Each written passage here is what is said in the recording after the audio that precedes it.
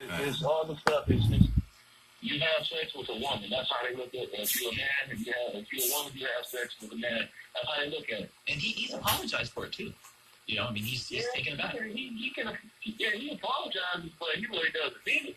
That's what he was taught. Yeah, you're right. You know, I think he'd make an excellent show. I'm definitely going to call in, and I'm pretty sure he'll probably have some political candidates to slide too. Well, I'm actually glad that he's coming because it's going to give y'all another notch to the 9-10 Then we got Super Steve on there, man. He talked about my Facebook. I met you one time in person when Kid Rock came to town. We were down there protesting. Oh, yeah. Yeah, man. All right. Right on. Yeah. Well, yeah, I'm saying Curtis Green, the same Curtis Green from all that ran in the primary. Yeah. And, that's me. That's nice, man. It's good to hear from you. Yeah, so I like what you talk about, man. And I really appreciate it. You already know. I mean, people, you talk about homosexuality, it's a sensitive topic. Yeah. Well, at the end of the day, to the old school people, it's nothing but sex. Right. It's not real to them. So yeah, that's pretty much my take on Sharpie. Right on.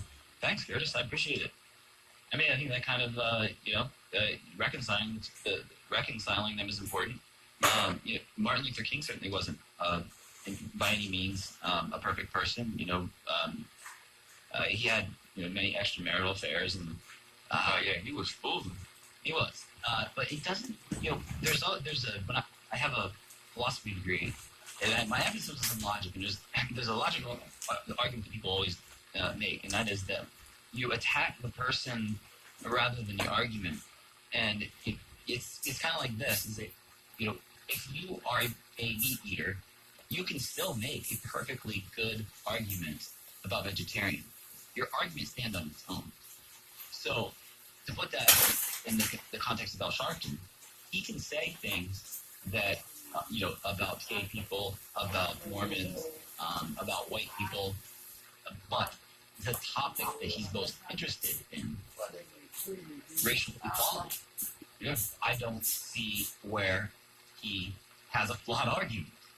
And that's what he's dedicated his life to. So if you just look at that. And that's what people get mixed up with. Sometimes you got to throw a curveball at them to get their attention. Yeah, change it. You have to. Yeah. No, that always leads back to his main goal. And yeah, that's right.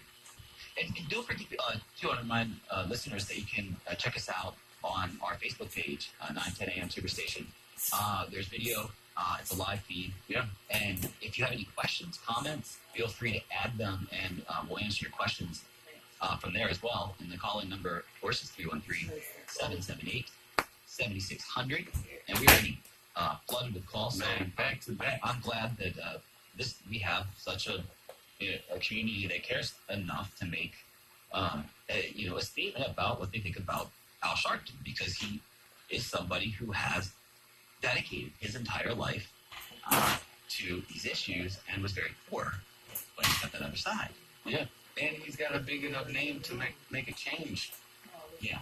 And there's still time. Yeah, but the question is, and this is the one question that a lot of black leaders have asked is, but can he change the minds of the people in power because white people consider him so abrasive? No. And if you look at Sharpton versus this, Martin Luther King had a tremendous charm and was just, it was like when he told me about some of your white friends who said, "Oh, you're one of the good guys." It's like, the token. They called me the token. Right. So I mean, it's like sometimes, if you get somebody who's got too sharp of a tongue, it can backfire. But at the same time, if you got somebody delivering truth the way without coloring it up, making it more flowery, good for him.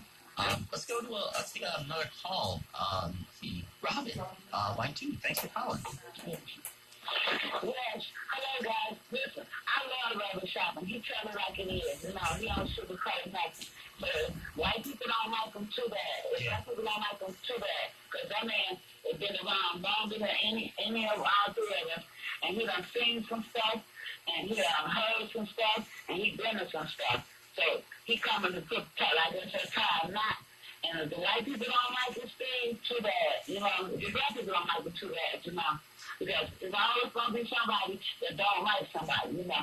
And please, you cannot compare him with Trump. No way. He is Oh no, like yeah, Trump. I didn't know. I didn't mean it that way. I just meant the temperament that turns people off. I put him in sainthood compared to Donald Trump having the, the devil horns. Yeah. No, yeah, I didn't mean to suggest that. Okay, now, keep it real now. Oh, I appreciate that. Please don't compare him with Trump, because we're comparing. Yeah, no, I got you. I got you. All right, y'all have a good day. Hey, All right. thank you, Robin. Thank you, Robin. Absolutely. I mean, I can't. No, that remark was on the responses that they had. Yeah, You know what I mean? Yeah, So he's he just doesn't care. Yeah. You know, which is in Trump's people's eyes. Yeah. They love that, yeah. In fact, which is they do. crazy. They love it. Yeah, and actually, Rush Limbaugh, who could also be considered somebody who is abrasive, but people think he's speaking.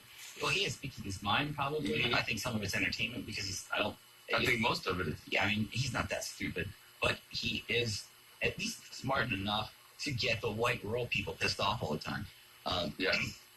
And back to when Al Sharpton does it. Yeah. I think that he's doing it for a main agenda. Like there's always the racial issues whenever he's talking. Yeah. You know what I mean? So it doesn't matter what he's talking in between there. Yeah.